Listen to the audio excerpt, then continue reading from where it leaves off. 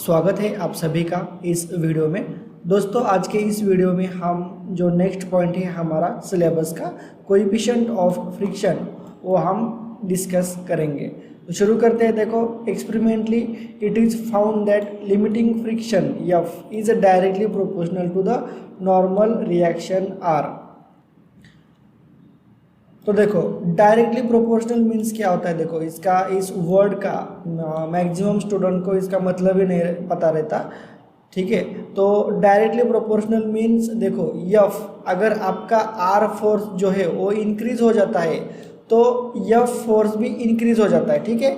मैं आपको इमेज के अकॉर्डिंग आपको मैं एक्सप्लेन करता हूँ। देखो, इसका अगर लोड मान लो, इसका डब्ल्यू जो है वो मान लो 1 kg का है, ठीक है। 1 kg का लोड है टोटल, ठीक है। तो इसका फ्रिक्शनल फोर्स भी कम रहेगा, फ्रिक्शनल फोर्स भी कम रहेगा। आप इसको आसानी से आप इसको यहाँ से वहाँ पे मूव कर सकते हो।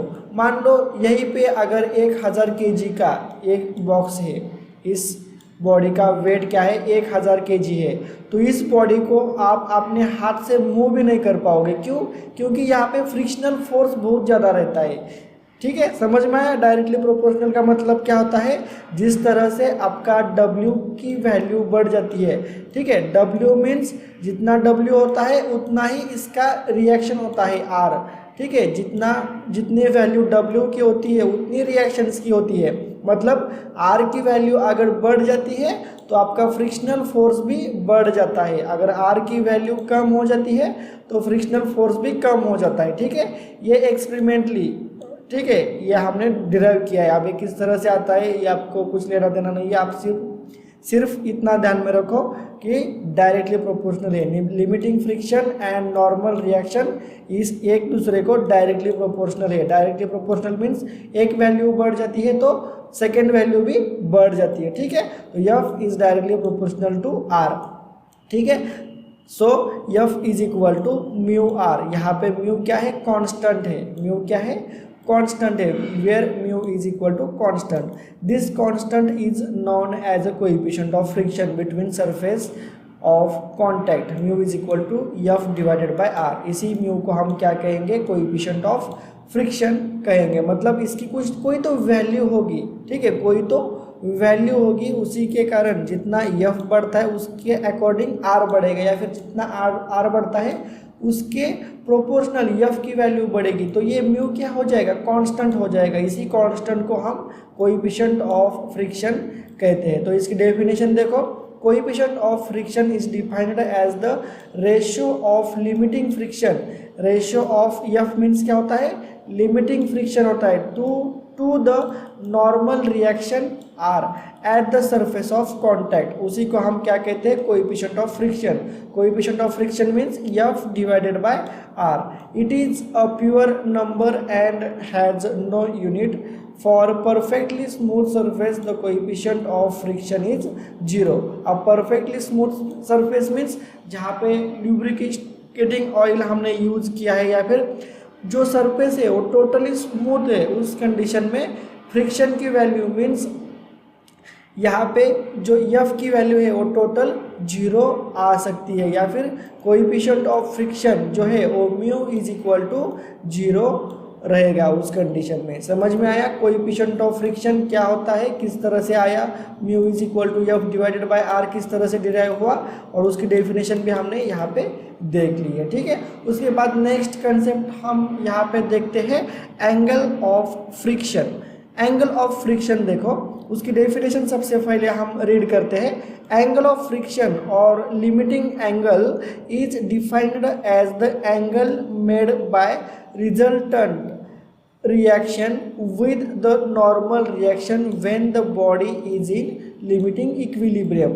जब बॉडी हमारे लिमिटिंग इक्विलिब्रियम में होती है। अब लिमिटिंग इक्विलिब्रियम आपको पता है, हमने बॉडी पे पी फोर्स अप्लाई किया है पर बॉडी मूव नहीं हो रही है, वो मैक्सिमम अल्टीमेट पॉइंट पे है। अगर उसके आगे उस पी पॉइंट जितना फोर्स है उसमें अगर हमने थोड़ा भी फोर्स बढ़ा दिया तो वो बॉडी मूव होने को रेडी है, ठीक है। उस कंडीशन को हम क्या कहते हैं? लिमिटिंग इक्विलिब्रियम कहते हैं। तो इस कंडीशन में एंगल ऑफ फ्रिक्शन क्या होता है? Angle made by resultant reaction with the normal reaction. देखो ये जो रिजल्टेंट रिएक्शन है आर, और इसने जो एंगल किया है किसके साथ, normal reaction yes. Normal reaction yes रहेगी हमारी। देखो रिजल्टेंट रिएक्शन जो कहलाता है वो आर कहलाता है, ठीक है, और आर। और जब हमारी बॉडी लिमिटिंग इक्विलिब्रियम कंडीशन में होती है, मतलब यहाँ पे कोई तो फ्रिक्शनल फोर्स रहेगा, लिमिटिंग फ्रिक्शनल फोर्स रहेगा, उस कंडीशन में जो नॉर्मल रिएक्शन होती है, मतलब इन दोनों का जो रिजल्टेंट होता है यस, उसको हम कहते हैं नॉर्मल रिएक्शन कहते हैं, ठीक है। उसने जो रिजल्टेंट रिएक्शन है, रिजल्टेंट जो हमारा आर है, उसके साथ जो एंगल किया रहता है फाई, फाई से हम डिनोट करते हैं एंगल, उसी को हम क्या कहते हैं, एंगल ऑफ फ्रिक्शन कहते हैं। मतलब एंगल ऑफ फ्रिक्शन मीन्स जब हमारी बॉडी लिमिटिंग इक्विलिब्रियम में होती है तब नॉर्मल रिएक्शन जो एंगल करता है रिजल्टेंट रिएक्शन को, उसी एंगल को हम एंगल ऑफ फ्रिक्शन कहते हैं। फॉर एग्जाम्पल यहाँ पे एक्सप्लेनेशन में आप देख सकते हो, consider a body W resting on a rough horizontal surface as shown in the figure. यहाँ पे एक बॉडी दी है, वो हॉरिजॉन्टल सरफेस पे रेस्ट है, उसका डब्ल्यू नीचे एक्ट हो रहा है, ठीक है। डब्ल्यू नीचे एक्ट होता है तो नीचे से एक रिएक्शन भी आती है आर, वो यहाँ पे अपवर्ड डायरेक्शन में दिखाई है। यहाँ पे एक स्मॉल फोर्स पी जो है वो हमने यहाँ पे अप्लाई किया है। Let P be the horizontal force required just to move it towards right, then limiting friction acts in opposite direction of motion towards left, ठीक है। ये पॉइंट मैंने ऑलरेडी एक्सप्लेन किया है आपको लिमिटिंग इक्विलिब्रियम में, वहाँ पे आप वो वीडियो आपको समझ में आया है तो ये पॉइंट भी आपको अच्छे से समझ में आ जाएगा। उसके बाद नेक्स्ट देखो, forces acting on the body.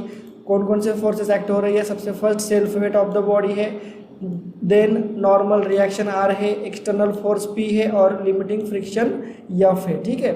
जब हमने फोर्स अप्लाई किया है तो यहाँ पे limiting friction F is equal to mu R, ये इक्वेशन हमने देख लिया है, ठीक है। तो यहाँ पे पैरेललोग्राम क्रिएट किया है यहाँ पे। तो देखो उसके बाद फोर्सेस देख रहे थे हम कौन कौन से एक्ट हुए हैं, ये डब्ल्यू हुआ है, ये नॉर्मल रिएक्शन आर हो चुकी है, उसके बाद ये हमारा फोर्स अप्लाइड फोर्सेस पी और ये लिमिटिंग फ्रिक्शनल एफ, ठीक है, समझ में आए। उसके बाद देखो, consider only two forces R and F acting at and away from the point O, ठीक है। हम केवल दो फोर्सेस कंसिडर करेंगे, एक आर मीन्स क्या है, नॉर्मल रिएक्शन है, और एफ मीन्स लिमिटिंग फ्रिक्शन है, as shown in the figure. By parallelogram law of forces, S represents their resultant in magnitude and direction. S is called as resultant reactions और total reactions. S makes an angle with the normal reaction R. The angle will reach to its maximum value when the body is in limiting equilibrium. This maximum angle is known as limiting angle or angle of friction. समझ में आया। देखो यहाँ पे हम केवल ये R force consider करेंगे और ये F फोर्स कंसिडर करेंगे, और यहाँ पे पैरेललोग्राम लॉ का यूज करके जो इसका डायगोनल रहेगा वो इसका रिजल्टेंट रहता है, ठीक है। और ये जो यस है इसको हम कहेंगे नॉर्मल रिएक्शंस, और ये जो आर है इसको हम रिजल्टेंट रिएक्शन, इन दोनों का आर और एफ का ये रिजल्टेंट जो है उसको हम नॉर्मल रिएक्शन कहेंगे, ठीक है। ये हमारा रिजल्टेंट है, रिजल्टेंट रिएक्शन है आर, और ये हमारा नॉर्मल रिएक्शन है यस। तो ये जो यस है, ये जो फोर्स है रिजल्टेंट जो है, नॉर्मल रिएक्शन जो है वो यहाँ पे रिजल्टेंट रिएक्शन को आर को एक एंगल क्रिएट करता है, आर के साथ एक एंगल क्रिएट करता है, और ये मैक्सिमम होता है। कब मैक्सिमम होता है, जब हमारी बॉडी जो है वो लिमिटिंग इक्विलिब्रियम में होती है, उस कंडीशन में यह जो फाई जो है एंगल ऑफ फ्रिक्शन जो है वो मैक्सिमम होता है दोस्तों, ठीक है। समझ में आया एंगल ऑफ फ्रिक्शन। थोड़ा सा ध्यान से देखो, ये थ्योरी पॉइंट आपको एक्सप्लेन करने के लिए ही दिया है, यहाँ पे लिया है। एंगल ऑफ फ्रिक्शन मीन्स क्या होता है, लिमिटिंग इक्विलिब्रियम मीन्स क्या होती है, सब कुछ आपको टर्म्स जो है वो आपको समझ में आने चाहिए। एक बार समझ में आ गया तभी आप जो है आगे के एग्जाम्पल जो है वो सॉल्व कर सकते हो। ठीक है, तो इस तरह से यहाँ पे आपको मैंने एक्सप्लेन कर चुका हूँ मैं एंगल ऑफ फ्रिक्शन। उसके बाद देखो रिलेशन, देखो relation between coefficient of friction and angle of friction, इन दोनों में रिलेशन क्या है। देखो अगर हमने यहाँ पे इस कंडीशन में यहाँ पे tan फाई लिया, tan मीन्स ये होता है F is equal to mu R divided by this one R. ठीक है, तो देखो tan phi is equal to F divided by R, और phi F is equal to क्या होता है, म्यू आर होता है, तो mu R divided by are.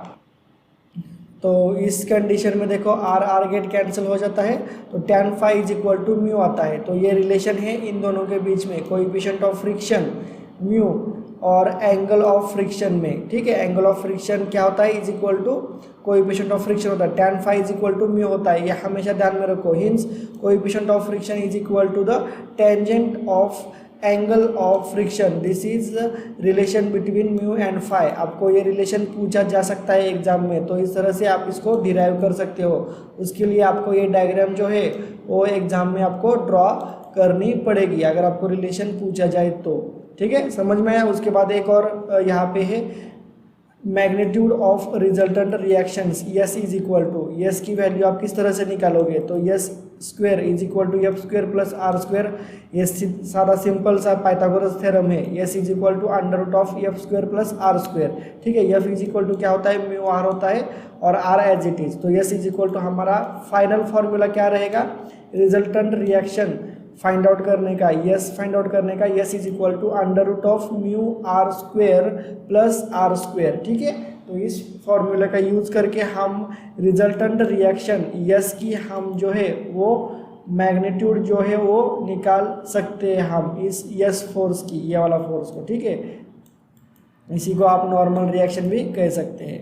ठीक है, तो मैग्नीट्यूड किस तरह से निकाला जाता है वो भी देख लिया है, उसी के साथ साथ सभी चीज़ें हमने डिस्कस किया है। उसके नेक्स्ट वीडियो में हम एंगल ऑफ रिपोज देखेंगे एंड देयर रिलेशनशिप। तो ये नेक्स्ट वीडियो में हम ये पॉइंट शुरू करेंगे, तो मिलते हैं नेक्स्ट वीडियो में।